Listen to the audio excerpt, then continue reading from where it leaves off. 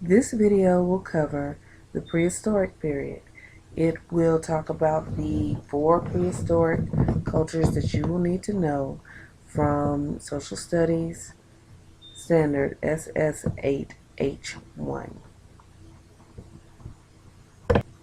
Social Studies Standard 8H1 states that the student will evaluate or judge the development of Native American cultures and the impact of European exploration and settlement on Native American cultures in Georgia. This video will cover Element A of Standard SS8H1. Describe the evolution of Native American cultures, Paleo, Archaic, Woodland, and Mississippian, prior to European contact. There are 4 main periods of early Native Americans in Georgia. These periods are Paleo, Archaic, Woodland, and Mississippian. They can be remembered with the mnemonic PALM, which stands for Paleo 8 Wild Mammoth. At one time, all the continents on the earth were considered to be a giant landmass known as Pangaea. During this time, North America was connected to both Europe and Asia through a continuous piece of land known as Beringia, or the land bridge. Beringia allowed the native people of that time to migrate from modern-day Russia to what is now Alaska. From there, these nomadic people migrated further and further south into the interior of the North American continent. Over time, Beringia was split into 2 pieces, which allowed the Bering Strait to flow through the center, cutting off the flow of nomadic tribes.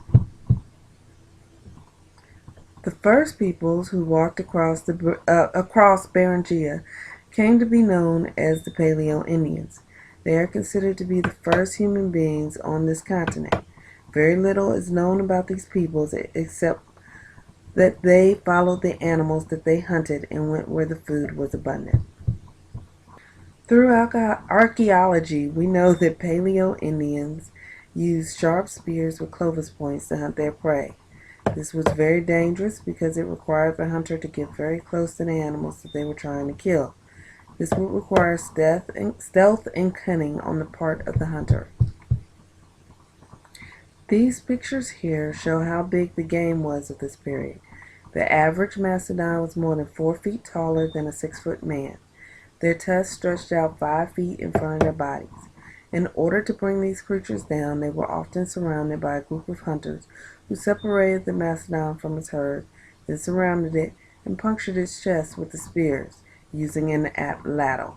You can see this pictured in the picture above. During this period, the Paleo people mostly lived outdoors and used the natural environment to provide coverage from the elements. Examples of this is to find a cave and cover it with branches or animal hides.